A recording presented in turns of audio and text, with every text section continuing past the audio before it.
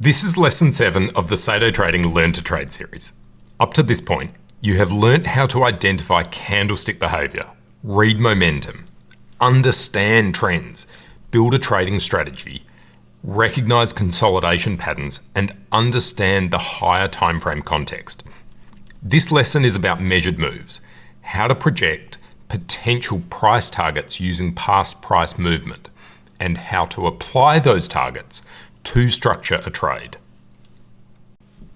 A measured move is a method of projecting the potential size of future price moves by measuring the distance of a past move.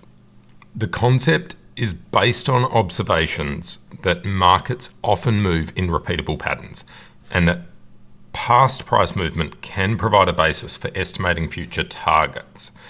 This is useful in two ways. For traders assessing a setup, a measured move target helps determine whether there is enough room in the trade to justify the risk. For traders already in a position, it provides a mathematically defined exit level. As with everything in this course, measured moves are not standalone tools. Context always informs your decision-making process. When a measured move target and a trade setup align at the same point, that is confluence. And confluence adds statistical weight to your trade. There are three types of measured moves covered in this lesson. Trading range measured moves. This is where we project the height of a trading range above and below the trading range. Strong candle measured move targets. Projecting a specific candle. And finally, leg 1, leg 2 measured moves, where the height of the first leg is used to estimate the height of the second. Let's walk through each one in detail. By now, a trading range should be familiar. It can be a single candle or a series of candles. A trading range measured move takes the height of the range and projects it above or below the range itself. The easiest way to draw this in TradingView is with the Fibonacci tool, with the week anchor setting applied. Here's an example using the opening range on the Nikkei. The Nikkei has a clearly defined opening range set by the 15-minute pre-market session. This makes it a particularly great example to work with. So on a 5-minute chart, this is the first 3 candlesticks. As we can see, price trades in the pre-market session, forming a trading range. On the 15-minute chart, it was a clear trading range candle. The initial target for the bulls is a measured move above. For bears, a measured move below. As you can see, traders are clearly buying that level, with price unable to trade even a single tick lower initially. In the last lesson on higher timeframes, we discussed how a period of consolidation on an intraday chart is in essence a larger trading range. A measured move can be projected from it in exactly the same way. So in this case, the measured move target lands at exactly high of day the following day. Measured moves apply across all timeframes. We've now seen how a single candlestick trading range measured moves apply and how large trading range measured moves apply. So here's another example on a 5-minute chart using the concept we learnt in lesson 5 that every pullback after momentum is a trading range. So in this case, measuring from the high to the low of the trading range and extending it a measured move above became this level here. We can clearly see there's selling and profit taking at this level. And here is another example, this time from a bull run in platinum. The measured move off the pullback was an opportunity for bulls to take profit. In strong trends like there was on gold in 2025 and early 2026, traders look beyond the first extension. They'll use 2 or even 3 measured move extensions above or below the range. You can think about it like this. A trader buying the breakout of a trading range will put their stop below the prior pullback, so below the low of the trading range. A measured move extension above becomes a 1R trade. 2 extensions above become a 2R trade. Strong candlestick measured moves are the application of these same principles to the strong candles we learnt from lesson 1. For a trading range candle, the measurement is the full range from high to low. For a strong candlestick, we use the close. So in the bullish case, the measurement is from the low to the close projected above it. In the bearish case, the measurement is from the high to the close projected below the candle. Markets are fractal, and context from higher timeframes carries more weight. A strong close on a 15-minute chart carries more weight than the same pattern on a 1-minute chart. The measured move target attracts more attention the higher the time frame. So in this example here, we see a strong bullish close on the Nikkei 15-minute chart shortly after the open. Projecting a measured move up provided a clear profit target for bullish traders who bought the strong close.